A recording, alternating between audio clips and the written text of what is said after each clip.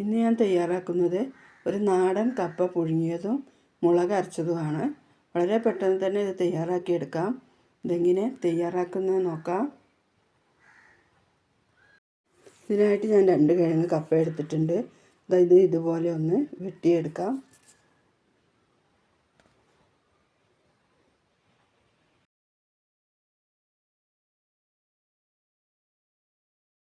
ഇതിൻ്റെ എല്ലാം തൊലി കളഞ്ഞെടുക്കാം.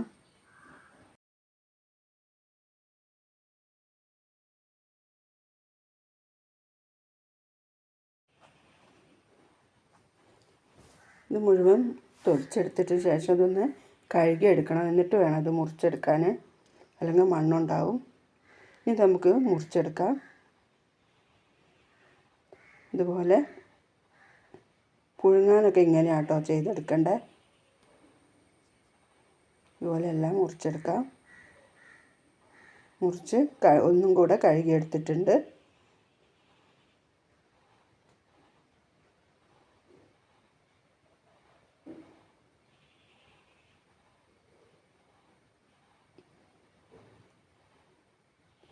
ഇനി ഇതിലേക്ക് ആവശ്യത്തിനുള്ള വെള്ളം ഒഴിച്ച് കൊടുക്കാം. ഈ കപ്പയുടെ മുകളിൽ നിൽക്കും പോലെ വേണം വെള്ളം ഒഴിച്ച് കൊടുക്കാൻ. കയ്പുള്ള കപ്പയൊക്കെ ആണെങ്കിൽ കുറച്ച് കൂടുതൽ വെള്ളം ഒഴിച്ച് കൊടുക്കണം. ഇത് കയ്പില്ലാത്ത കപ്പയാണ്, അതുകൊണ്ടാണ് ഞാൻ ഇത്രയും വെള്ളം ഒഴിച്ച് കൊടുക്കുന്നത്. ഇനി ഇത് മൂടി വേവിച്ചെടുക്കണം. ഉപ്പ് ഞാനിപ്പോൾ ചേർക്കുന്നില്ല. ഉപ്പ് ഞാനൊരിത് 3/4 വേവാകുമ്പോഴേ ചേർക്കുന്നത്.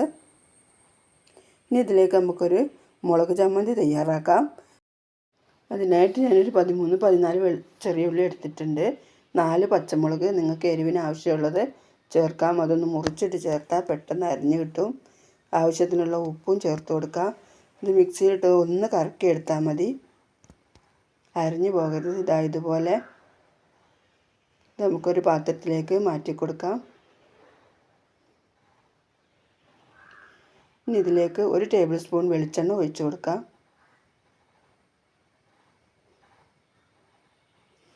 വെളിച്ചെണ്ണ വേണം ഇതിന് ഒഴിച്ച് കൊടുക്കാൻ.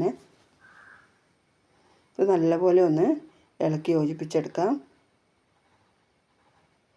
വീഡിയോ കണ്ടുകൊണ്ടിരിക്കുമ്പോൾ ഒന്ന് ലൈക്ക് ചെയ്യണേ. സബ്സ്ക്രൈബ് ചെയ്യാത്ത കൂട്ടുകാരൊക്കെ ഒന്ന് ചെയ്യണേ.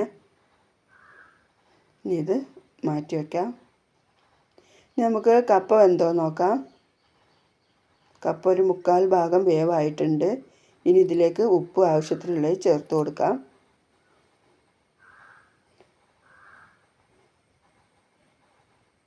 ഇനി ഒന്നുകൂടെ ഇത് മൂടി വെച്ച് വേവിച്ചെടുക്കാം.